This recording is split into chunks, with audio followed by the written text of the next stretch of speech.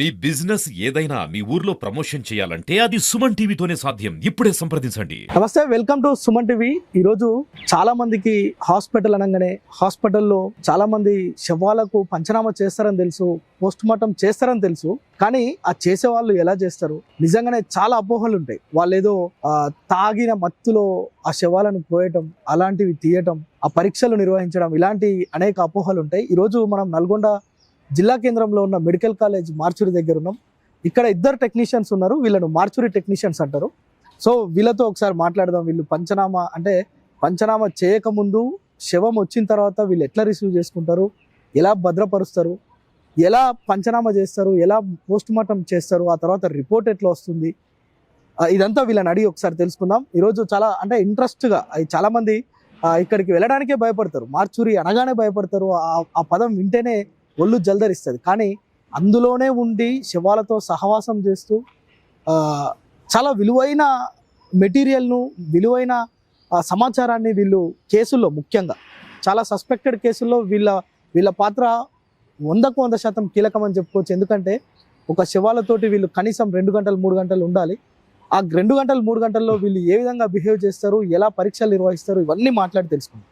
మనం నల్గొండ మార్చురికి వెళ్దాం ఒకసారి. రైట్, ప్రస్తుతం మనం నల్గొండ మార్చురి దగ్గర ఉన్నాం. చాలా మందికి ఎవరైనా చనిపోగానే మార్చురిలో పెట్టిరని తెలుసు, కానీ మార్చురి ఇదే నల్గొండ మార్చురి. ఇది మెడికల్ కాలేజీకి ఉన్న ఏకైక మార్చురి. ఇందులోనే శవాలను భద్రపరుస్తారు.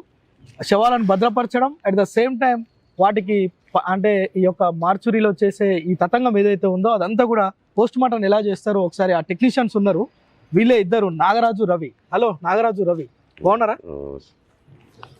వీళ్ళిద్దరే నల్గొండ మెడికల్ కాలేజ్ కావచ్చు, ఈ ప్రభుత్వ ఆసుపత్రి కావచ్చు, ఇది వీళ్ళ జాబ్ ప్లేస్. ఇక్కడ కూడా జాబ్ చేసే వాళ్ళు ఎలా ఉంటారో అనేది చాలా మందికి తెలియదు. ఈరోజు వీళ్ళతో మాట్లాడదాం. హలో రవి, ఎప్పటి నుంచి చేస్తున్నావు ఇక్కడ మార్చిలో? నేను 9 ఏళ్ళకి వెళ్ళి చేస్తున్నాను. 9 సంవత్సరాలు. 9 సంవత్సరాల నుంచి. ఎన్ని చేసి ఉంటావు పోస్ట్ మార్టంలో నీ లైఫ్లో ఇప్పటి వరకు, ఈ 9 ఏళ్ళ పీరియడ్లో? నెలకు వచ్చేసి ఒక 40 దాకా చేస్తుంటాం. నెలకు 40 దాకా చేస్తుంటాం. ఇంకా 9 ఏళ్ళల్లో ఇక చేసి ఉంటాం. బాగానే చేసి ఉంటాం. ఎట్లా 9 ఏళ్ళ నుంచి ఎట్లా సాహసం చేస్తారు అబ్బా? ఇందులో ఎట్లా ఉంటున్నారు, ఎట్లా పని చేస్తున్నారు? అసలు అలవాటు అయిపోయింది మాకు. గవర్నమెంట్ ఎంప్లాయ్ ఉంటుండే ఒక ఆయన, రామకృష్ణ అన్న అని గవర్నమెంట్ ఎంప్లాయ్ ఉంటుండే. అతని ద్వారా నేను ఇక్కడ ఈ మార్చిలో పనిచేయడం అలవాటు నేర్చుకున్నాను. తర్వాత మా తమ్ముడు నాగరాజు ఇద్దరం కలిసి ఇద్దరు బ్రదర్సా? ఉద్యోగంలో బ్రదర్స్. ఇంకా ఇక్కడ ఇద్దరు సొంత అన్నదమ్ముల లాగానే పనిచేస్తారు. తమ్ముడు అంటే అన్న అంటాడు అంతే. అంతవరకు ఇద్దరం కలిసి 8 ఏళ్ళకి వెళ్ళి అన్నయ్య 2001లో చనిపోయిండు, ఆ గవర్నమెంట్ ఎంప్లాయ్. ఓకే. ఆయన చనిపోయినప్పటి నుంచి ఇక ఎవరు లేరు. అంతకుముందు ఆయన కింద నేను ఉండేది. అంటే ఈ పని కోసమే జాబ్ అంటే నువ్వు ఇందులో? అసలు యాక్చువల్లీ మేము పేషెంట్ కేర్ మాది డిజిగ్నేషన్, పేషెంట్ కేర్. ఓకే. ఇద్దరిది కూడా అదే డిజిగ్నేషన్. కాకపోతే ఏంటంటే ఇక్కడ వర్కర్లు కూడా ఎవరు రావట్లేరు. అంటే గవర్నమెంట్ కూడా వర్కర్స్ రావడానికి కూడా చాలా ఇబ్బంది, రావట్లేరు. దానివల్ల మాకు అనుభవం ఉంది, కొంచెం 9 ఏళ్ళ నుంచి చేస్తున్న అనుభవం ఉంది కాబట్టి దాంట్లో మాకు తమ్మునితోని పాటు నా కింద తమ్ముని ఇద్దరం ఏ కేసు రాని, డీకంపోజ్ కేసు రాని, ఏ కేసులు రాని, ఏదున్నా ఎలాంటి కేసులు వస్తాయి ఇక్కడికి? అసలు కుళ్ళిపోయిన శవాలు కూడా వస్తాయి. ఒక్కొక్కసారి ఒక 4 రోజులు 5 రోజులు అయిపోయిన కుళ్ళిపోయిన శవాలు కూడా వస్తాయి. చూడంగానే ఏమనిపిస్తుంది అబ్బా? ఒళ్ళు జల్దరిస్తుందా? అలవాటు అయిపోయింది, అది చూసి అలవాటు అయిపోయింది. ఏం లేదు, ఇప్పుడు అంటే కుళ్ళిపోయిన శవాలను కూడా చేస్తుంటాం. ఎందుకంటే ఆ మధ్య ఇక్కడ కొన్ని ఇన్సిడెంట్లు కూడా బయట జరిగినాయి. అలాంటికి కూడా మేము పోయి చేయడం జరిగింది. బయట అవుట్స్కట్ లో చేయడం కూడా జరిగింది. అంటే మీరు అక్కడికి వెళ్తారా? అక్కడికి వెళ్తాం. మా ఫోరెన్సిక్ డాక్టర్స్ వస్తారు. మీతో పాటు ఎవరెవరు ఉంటారు మీ టీంలో? మా డాక్టర్స్ ఉంటారు. అంటే ఫోరెన్సిక్ డాక్టర్స్ వాళ్ళు ఏం చెప్తే వాళ్ళు మీరు అది చేస్తుంటారు. వాళ్ళ సార్ వాళ్ళు ఏది చెప్తే మేము అది చేయడం మా బాధ్యత. అంటే ఏం చేస్తారు? ఫస్ట్ ఒక శవము అంటే ఒక యాక్సిడెంట్ కేసు అయింది అబ్బా, ఒక యాక్సిడెంట్ కేసు అయింది, అర్ధరాత్రి ఎప్పుడో 12 గంటలకు తీసుకొచ్చారు. ఈ గేట్ తలుపులు ఎవరు తీయాలి? ఫస్ట్ ఈ గేట్ ఎవరు ఓపెన్ చేయాలి? క్యాజువాలిటీలో ఉన్న, ఇప్పుడు నైట్ డ్యూటీలో ఉన్న వాళ్ళ దగ్గర క్యాజువాలిటీలో ఏం చేస్తారు? వాళ్ళు తీసి లోపల ఫ్రీజర్ చేసి వెళ్ళిపోతారు. వాళ్ళు మార్నింగ్ వచ్చేసి మేము చూసుకొని మా సార్లకు ఇంటిమేషన్ చేయడం, సార్ గీ కేసెస్ ఉన్నాయి అని చెప్పి చెప్పడం. ఆ తర్వాత పోలీస్ వాళ్ళు వస్తారు. ఇప్పుడు ఏ టౌన్ కింద అయితే వస్తుందో వాళ్ళు వస్తారు. చండూరు కానీ, మున్గోడు కానీ, పోలీస్ వాళ్ళు వస్తారు. ఏ పరిధిని బట్టి ఆ పోలీస్ వాళ్ళు వస్తారు. వచ్చి వాళ్ళు శవ పంచనామా చేస్తారు. శవ పంచనామా చేసిన తర్వాత మా డాక్టర్ గారికి పోయి ఇంక్వెస్ట్ ఇస్తారు. ఇచ్చిన తర్వాత అప్పుడు డాక్టర్ గారు వస్తారు. రవి భాయ్, ఒక విషయం చెప్పు, ఎంతవరకు చదువుకున్నాను? నేను ఐటీఐ చేసినాను. 10th అయిపోయిన తర్వాత ఐటీఐ చేసినాను. 10th అయిపోయిన తర్వాత ఐటీఐ చేసినావు. ఇలాగే అట ఈ హాస్పిటల్ సైడ్ ఎందుకు రావాలనిపించింది first 9 years back? 9 years back అంటే నేను చెప్పాను కదా, మా బ్రదర్ రామకృష్ణ అని, ఆయన లంబడ్, ఆయన ఎస్టీ. కాకపోతే ఏంటంటే మా చిన్నప్పటి నుంచి మిత్రుడు ఆయనకు. నాకు వాళ్ళ అమ్మ కూడా ఇక్కడే చేసింది. చనిపోయిన తర్వాత అన్న గవర్నమెంట్ జాబ్ వచ్చింది ఇక్కడే. ఆయన చేసుకుంటూ ఎట్లనే అన్నకాడికి ఇట్లా వచ్చిపోతుండేది, కామన్గా ఇట్లా వచ్చిపోతుండడం వల్ల అప్పుడు వర్కర్లు కూడా ఆయన కూడా ఒక్కడే ఇబ్బంది పడుతుండేది. దాంట్లో నన్ను, అరే తమ్ముడు రారా ఏదన్నా ఉంటే, దోస్తాన్లో వచ్చేదా ఉద్యోగం? ఎక్కకముందే దోస్తాన్లో వచ్చి మార్చురీ అంటే తెలుసు అప్పుడు? తెలుసు. నేను వచ్చి అన్న ఇట్లా సంగతి, అరే రారా తమ్ముడు అని చెప్పి ఆయన పిలవడం జరిగేది. దంటకు పిలుచుకోలేదా నేను? దంటకి అంతే, దంటకు వచ్చేసి గ్లౌజ్ వేసుకోరా అని చెప్పేసి గ్లౌజ్ వేసుకునేది. ఆయనతో పాటు నేను చేసుకుంటూ ఉండేది. ఆ తర్వాత ఏమైందంటే మా అదృష్టానికి ఏంటంటే మెడికల్ కాలేజ్ ఒకటి పడ్డది. ఆ మెడికల్ కాలేజ్ లో పేషెంట్ కేర్ డిజిగ్నేషన్ ఒకటి పడ్డది.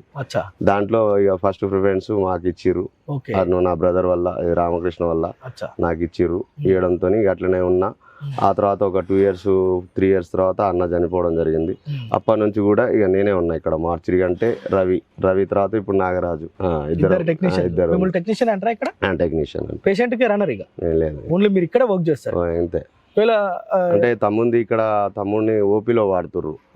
ఇప్పుడు తమ్మునికి ఇప్పుడు అసలు యాక్చువల్గా ఇద్దరం ఉండాలి. కాకపోతే ఏంటంటే ఇప్పుడు అక్కడ మా దగ్గర స్టాఫ్ తక్కువ ఉండడం వల్ల తమ్ముని తీసుకుపోయి ఓపీలో, మార్నింగ్ ఓపీ నడుస్తుంది కదా, మార్నింగ్ ఓపీలో, సర్జికల్ ఓపీలో డ్రెస్సింగ్ మొత్తం తమ్ముడే చేస్తాడు. ఆ 12-1 వరకు ఓపీ నడుస్తుంది. ఆ 1 తర్వాత తమ్ముడు ఇక్కడికి వస్తాడు. ఆ 1 లోపల ఏమైనా కేసెస్ అయినా నేను ఒక్కనే చేసుకోవాలి. చేసుకోవడం వల్ల చేసి ఆ శవానికి స్నానం కూడా చేపిస్తారా? అంటే ఏం చేస్తారు ఒకసారి ఆ ప్రొసీజర్ అంతా చెప్పు. ఒక యాక్సిడెంట్ కేసు, లేదంటే ఒక విషం దాగిన కేసు దగ్గరికి వచ్చింది. పాయిజన్ కేసు కంటేనేమో, పాయిజన్ కేసుకు మనం చేసేది ఏంటంటే విజ్రా చేస్తాం. విజ్రా అంటే దాంట్లో స్టమక్, ఈ kidney, liver, stomach, intestines, blood sample, salt, sodium chloride, ఇలాంటివి తీసి పక్కకు పెడతాము. పక్కకు పెట్టి దాన్ని FSL చేసి, దానికి పోలీసు వాళ్ళు మళ్ళీ ఒక రోజు వస్తారు. దానికి మేము FSL అంటే ప్యాకింగ్ చేసి వాళ్ళకి ఇచ్చేస్తే వాళ్ళు హైదరాబాద్ పంపిస్తారు. వాళ్ళే తీసుకెళ్తారు. వాళ్ళు తీసుకెళ్లిన తర్వాత ఫైనల్ రిపోర్ట్ కోసం మా డాక్టర్ దగ్గరికి వస్తారు. మా డాక్టర్ గారు రిపోర్ట్ ఇస్తారు. జనరల్ గా ఒక హ్యాంగింగ్ కేసు వచ్చింది. హ్యాంగింగ్ కేసు అంటే neck to abdomen compulsory any cases. స్నానం ఎందుకు చేపిస్తారు మీరు? ఇప్పుడు బ్లడ్ స్టైన్ మొత్తం అతుక్కొని ఉంటుంది. యాక్సిడెంట్ కానీ, పాయిజన్ కానీ, ఏ కేసు అయినా సరే మనం కంపల్సరీ స్నానం చేపించి ప్యాకప్ చేసి ఇస్తాం. ఇవన్నీ చేసేటప్పుడు చాలా మంది అంటుంటారు, మార్చురి దగ్గరికి పోతే వాళ్ళు ఫుల్ తాగి మత్తులో వాళ్ళని పూసేస్తారు, అది చేస్తారు, ఇది చేస్తారు అంటారు. నిజమేనా రవి భాయ్? లేదు, మేము ఇంతవరకు కూడా అలాంటిది ఏం లేదు. అలాంటిది అయితే ఏముండదు. ఎందుకంటే ఒకప్పుడు వాళ్ళు చేసిర్రు. ఒకప్పుడు మేము చూసినాము, ఒక 20 years క్రితం మేము కూడా చూసినాము. అప్పుడు వాళ్ళది వేరేమో, కానీ ఇప్పుడు మాకు మెడికల్ కాలేజ్ పడ్డాక ఇంత తాగడం లాంటిది ఎలాంటిది కూడా ఏముండదు. ఏదున్నా కూడా ఇక్కడ ఉన్నంతసేపు ఉదయం 7 వస్తాం, మేము 5 దాకా ఇక్కడనే ఉంటాము. 5 తర్వాత ఏమన్నా మళ్ళీ నైట్ 5 ఇంటికి పోయిన తర్వాత కూడా మళ్ళీ ఏమన్నా కేసెస్ వచ్చినా కూడా RTA కేసు మేము నైట్ పూట కూడా అయినా కూడా చేయాలి. ఒక్కొక్కసారి మేము నైట్ 10 దాకా ఉండి ఉన్న రోజులు కూడా ఉన్నాయి. నేను తమ్ముడు ఇద్దరం కూడా ఇక్కడే ఉంటారా మీరు? ఇక్కడే. ఒక్కోసారి గేట్ తీస్తుంటే కర్ర సప్పుడు వస్తుంటది. ఏం భయం కదా? ఏం లేదు, భయం లేదు. లోపల ఫ్యాన్ ట్రంగ్ ట్రంగ్ ట్రంగ్ ట్రంగ్ ట్రంగ్ ట్రంగ్ అని సౌండ్ అలవాటు అయిపోయింది మొత్తం. అన్ని ఎక్కడ ఏది ఏ ఫ్రీజర్ లా. అంటే జనరల్ గా మేము కూడా ఎప్పుడన్నా ఇట్లాంటి యాక్సిడెంట్ కేసు అట్లాంటివి ఇక్కడికి రావాల్సి వస్తుంది ఒక జర్నలిస్ట్ గా. వచ్చినప్పుడు ఈ గేట్ తీస్తుంటేనే కర్ర సౌండ్ వస్తుంటది. ఇది ఫస్ట్ ఇట్లా ఉంది, లోపడిపోతే ఎట్లుంటది అంటే లోపల ఫ్యాన్ టింగ్ టింగ్ టింగ్ టింగ్ అని సౌండ్ వస్తుంటది. మీకు అట్లా అలవాటు అయిపోయిందా? భయం ఎప్పుడైనా గుండె జలధరించే అట్లాంటివి ఏమైనా అనిపించినాయా? ఇన్ని కేసులు చూస్తుంటారు కదా 9 years నుంచి రవి భాయ్, ఎప్పుడన్నా ఏంద్రా ఈ కేసు నేను చేయాల్సి వచ్చనే అనే సందర్భాలు ఏమైనా ఉన్నాయా? అలాంటి ఏం లేదండి. చాలా చిన్న, ఇప్పుడు MLCలో చిన్న బేబీ, అప్పుడే పుట్టిన బేబీనైనా సరే ఏదైనా సరే మేము కంపల్సరీ చేయాల్సింది. అది MLC అయింది అని అంటే అది చిన్నోడా పెద్దోడా, అప్పుడే పుట్టిండా, ఎమ్మెల్సీ అంటే మెడికల్ లీగల్ కేసులు అచ్చా మెడికల్ లీగల్ కేసు ఎమ్మెల్సీ అంటారు. ఎమ్మెల్సీ అంటే దాన్ని ఎమ్మెల్సీ అంటే ఇది పోలీస్ స్టేషన్ కి సంబంధించింది. అదే. ఇక వాళ్ళు కేసు అయింది అంటే అంటే తప్పదు ఇంకా. తప్పదు ఇక అది చిన్న అప్పుడే పుట్టిన బేబీ అయినా సరే, పుట్టిన ఒక 4 రోజులు 5 రోజులు అయినా సరే, ఎప్పుడైనా సరే కంపల్సరీ మేము చేయాల్సిందే. చేయాల్సిందే తప్పదు. చేయాల్సి ఎప్పుడైనా బాగా యాక్సిడెంట్స్ అయినప్పుడు ఆ శరీర భాగాలన్నీ ఊడిపోయి చిందరవందరు ఉంటాయి. చాలా అవి చూసినప్పుడు ఇప్పుడు రైల్వే యాక్సిడెంట్లు అవును రైల్వే యాక్సిడెంట్స్ ఉన్నాయి. రైల్వే యాక్సిడెంట్ అన్ని ముద్ద అయి నల్లగా ఉడకబెట్టినట్టు మొత్తం ఇట్లా ముద్ద పట్టుకొని వస్తారు అంతే. ఆ ముద్దల్ని కూడా మేము ఇట్లా డివైడ్ చేస్తాం తమ్ముడు నేను ఇట్లా ఇట్లా ఇప్పుడు ఇద్దరు సపరేట్ చేసి వాటిని ఇప్పుడు ఇదంతా ఇరిగిపోయింది, ఇంతవరకు ఇరిగిపోయింది, ఈడికి ఇరిగిపోయింది, ఇది అటు పడ్డది, ఇది ఇటు పడ్డది అన్ని ఏరుకొని వచ్చిర్రు పోలీసు వాళ్ళు, తెచ్చి పెట్టిర్రు నైట్. మళ్ళీ పొద్దుగాల మా సార్ వాళ్ళు వస్తారు. వచ్చినప్పుడు మేము ఏం చేస్తాం, దాన్ని మొత్తం మళ్ళా ఓపెన్ చేసి దేనికి రైట్ ఆర్ లెఫ్ట్ ఏదైనా చూసి అన్ని పెట్టి ఇట్లా సెట్ చేసి పెడితే మా సార్ వాళ్ళు చూసుకొని అన్ని చేసి ఎట్లా వాటిని ట్రేస్ అవుట్ చేయటం మీకు ఒక ఐడియా వస్తుందా? ఒక శవాన్ని చూడంగానే ఏదైనా హత్య చేసినవి ఉంటాయి, వాటిని మీరు గుర్తుపట్టేస్తారా? అదే అంతా మనకు అంత డాక్టర్స్ వాళ్ళే దగ్గర ఉండి చూసుకోవాలి. వాళ్ళే డాక్టర్. మీరు ఏదైనా చేసినప్పుడు పక్కన డాక్టర్ ఉండాల్సింది కంపల్సరీ. వాళ్ళు ఏంది మేము ఒక్కోసారి అర్ధరాత్రి అంటే వాళ్ళు వీళ్ళు లీడర్స్ అంటే మీ టైం అయిపోయిన తర్వాత కూడా కొన్ని చేయాల్సి వస్తుంది. లీడర్స్ ఫోన్ చేస్తుంటారు. ఆ ప్రెషర్ ఉంటుందా మీ మీద? అంటే మా మీద అంటే మా డాక్టర్స్ మాకు ఫోన్ చేస్తారు అంతే. మా మీద అంటే మా మీద ఏముండదు. మా సార్ వాళ్ళకు ఫోన్ వాళ్ళు ఏదో నైట్ టైం మీకు ఫోన్ చేస్తే మీరు రావాల్సింది. మా డాక్టర్లు ఫోన్ చేసిరంటే మేము కంపల్సరీ ఇద్దరం ఏడ ఉన్నా కూడా సార్ ఒక 15 నిమిషాలు టైం ఇవ్వండి, 20 నిమిషాలు టైం ఇవ్వండి అని చెప్పేసి 20 నిమిషాలలో వచ్చి మా సార్ వాళ్ళ ప్రకారం మేము నడుచుకుంటాం. మా డాక్టర్స్ ఎట్లా చెప్తే అట్లా నడుచుకుంటాం. అచ్చా అయ్యో పాపం ఎందుకు ఇట్లాంటి పరిస్థితి వచ్చింది వీళ్ళకు అని ఎవరినన్నా చూసినప్పుడు అనిపించిందా? అనిపించింది, చాలా అనిపించింది. ఏమనిపిస్తుంది వాళ్ళ కుటుంబ సభ్యులు వచ్చి ఇదంతా నేను చూసిన చాలా సార్లు యాక్సిడెంట్స్ అయినప్పుడు ఇదంతా ఏడ్చుకుంటా పొరలాడుతుంటారు. అట్లాంటి టైంలో మీకు ఏమనిపిస్తుంది? బాధ అనిపిస్తుంది కానీ ఏం చేస్తామండి, అది మనది ఏంటంటే మా వృత్తిరీత్యా ఇది కంపల్సరీ చేయాలి, అది తప్పదు, చేస్తున్నాము. ఇక బాధ అనేది వాళ్ళని చూసి ఒక్కొక్క తండ్రి చనిపోయిన పిల్లలు ఇంత పిల్లలు ఉంటారు, బాధపడుతుంటారు, ఏడుస్తుంటారు, అగరే వాళ్ళ పిల్లలు అంటారా అది అంటారా అని బాధ అనిపిస్తుంది. అరే ఇంత చిన్న పిల్లలు రా ఇట్లా అయింది రా ఒక బాధ అనిపిస్తుంది కానీ తప్పదు, చేయాలి. కొద్దిసేపు నాగరాజ్ తోడు కూడా మాట్లాడతా. ఇంకొక టెక్నీషియన్ మన నాగరాజు భాయ్, లోపల ఎంతమందిని ఒకేసారి ప్రిజర్వ్ చేయొచ్చు? 7 చేయొచ్చు. 7 అంటే మనకున్న స్కోప్ 7 మందిని చేయొచ్చు. 7 మంది అంటే నువ్వు చేయబట్టి ఎంత కాలం అవుతుంది? నేను చేయబట్టి 8 సంవత్సరాలు. 8 ఏళ్ళు. ఇంట్లో ఏమన్నారు అబ్బా ఈడ పని చేసి వచ్చినావు? నేను ఇంతకుముందుకు వడ్డల కూడా చేసేది. తర్వాత రామకృష్ణ ఉన్నప్పుడు అప్పుడప్పుడు కేసులు ఉంటే వచ్చేది. అన్న కూడా నువ్వు నేర్చుకోరా పని జర మంచిగా చేస్తావు అంటే అట్లా మామూలుగా వచ్చి. మీకు జీతాలు ఎంత మరి ఇందులో? ఇక్కడ మార్చురీ టెక్నీషియన్స్ కి ఏమన్నా ఎక్కువ ఉంటుందా? ఎంత జీతం? ఒకటి జీతం మొత్తం 11,500. 11,500. అదే వేరే వాళ్ళకి 20,000 ఇస్తామన్నా ఇళ్ళకి రారు కదా అసలు. గవర్నమెంట్ ఎంప్లాయీలే వస్తలేదు. 70,000 గవర్నమెంట్ ఉద్యోగస్తులే రారీడికి. మీరు 11,000కే ఈ శవాలతోటి దోస్తానం చేయాల్సి వస్తుంది. ఇంకా అది ఎట్లా మీరు బాధ్యతగా తీసుకుంటారా? ఏంద్రా ఈ కర్మ అన్నట్టు ఉంటుందా మీకు? బాధ్యత ఇంటికి పోయినాక పిల్లలు భార్య ఏమంటారా మిమ్మల్ని తల్లిదండ్రులకి? ఇట్లా ఫస్ట్ అయితే వద్దన్నారు. మనం చేసే మెడికల్ ఫీల్డ్ కాబట్టి అన్ని నేర్చుకోవాలి, అన్ని ఉంటేనే మనకు తప్పదు అది. అట్లా అని మనం కూడా ఇల్లు నేర్చు. నారాజ్ భాయ్, నీకు ఎప్పుడన్నా 8 ఏళ్ళ భయమైన సందర్భాలు ఉన్నాయా ఇళ్ళకి రాగానే? అంటే ఫస్ట్ అయితే భయపడ్డా, తర్వాత ఉంటుంటే జల్లు అనేదా చూడంగానే? ఫస్ట్ అయితే భయపడ్డా, చాలా భయపడ్డా. చాలా సార్లు యాక్సిడెంట్ అయినప్పుడు ఒక 5-6 శవాలను తీసుకొచ్చి కుప్పలు వేస్తారట. అంటే వాటిని ఏమనాలి, ఇప్పుడు మర్యాదను గౌరవం అనలేము కానీ శవాలను కొంత నీట్ గా భద్రపరచాలి అనేది కొంత ఉంటది. శవం కదా, కొంత మర్యాద ఇస్తారు. ఫ్రీజర్ల కంటే ఎక్కువైనప్పుడు వాటిని కుప్పలు వేసేస్తారు, మార్చురీలా పట్టించుకోరు, అడ్డగోలుగా శవాలను పడేస్తారు అని అంటారు. నిజమేనా? అట్లాంటి ఏముండదు. అంటే ఒక 7 శవాలను అయితే మనం ప్రిజర్వ్ చేయొచ్చు. ఆఫ్టర్ వస్తే తర్వాత బయట నుంచి బయట పెట్టుకోవాలి. దిమ్మలు ఉంటాయి. ఎన్ని ఉంటాయి దిమ్మలు? 3 దిమ్మలు. అంటే వాటి మీదనే మీరు పరీక్షలు చేస్తారు, కట్ చేయడం అట్లాంటివన్నీ, శివ పరీక్షలు, అంతేనా? ఇంటికి పోయినప్పుడు ఏమనేది ఇంట్లో భార్య పిల్లలు? ఏమన్నా మా వాళ్ళు అయితే ఫస్ట్ వద్దన్నారు, కొత్తల. తర్వాత ఇక సప్లై ఇప్పుడు అని అడుగుతారా ఇంటికి పోయినాక ఇవాళ ఏం శవం వచ్చింది అట్లాంటి ముచ్చట్లు అలా అలా కొన్ని విషయాలు తెలిస్తే ఫోన్ చేసి చెప్తారు మనలో తెలిసిన వాళ్ళు వచ్చారు అని అంటే అట్లాంటి కాల్స్ వస్తాయా మనకు తెలిసిన వాళ్ళు ఒకవేళ మీకు తెలిసిన వాళ్ళే చేయాల్సి వచ్చింది ఎప్పుడన్నా? వస్తాయి మీకు తెలిసిన వాళ్ళే చేయాల్సి తెలిసిన వాళ్ళు అంటే సొంతం మా మేనమామే చనిపోయాడు ఇలానే నువ్వే చేసినావా? నేను లోపలికి నువ్వు చేసినావు అంటే ఆయన నేర్పించిన ఫీల్డ్ ఇది. మీరు ఎవడ ఉన్నప్పుడు చేసి వచ్చిన అక్కడ ప్రైవేట్ హాస్పిటల్ ఆయన ఫీల్డ్ ఆయన పంపిస్తే ఆయనతో ఎవరన్నా నీకు దగ్గర వాళ్ళని చేయాల్సిన సందర్భం ఏమైనా వచ్చిందా నాగరాజ్ భాయ్? దగ్గర వాళ్ళు అంటే ఇంతవరకు ఇప్పుడు అదే వాళ్ళ వాళ్ళ మామ. మామ చేయలేక నాకు చెప్పడం జరిగింది, నేను చేసిన దాంట్లో. ఈయన చేయలేక నీకు అంటే మామ కనుక రాలేను, బయట ఉంటానా, మీరు చేయండి అని అంటే ఇక తప్పదు. ఇన్ని 8 ఏళ్ల నుంచి చేసిన ఆయన కూడా మేనమామకు చేయాలంటే మామకు చేయాలంటే భయం అయింది కదా. జర వెనక ముందే అట్లాంటి సందర్భాలు ఉంటాయి. మా మిత్రులు కూడా ఎంతో మంది చనిపోయారు యాక్సిడెంట్ లో.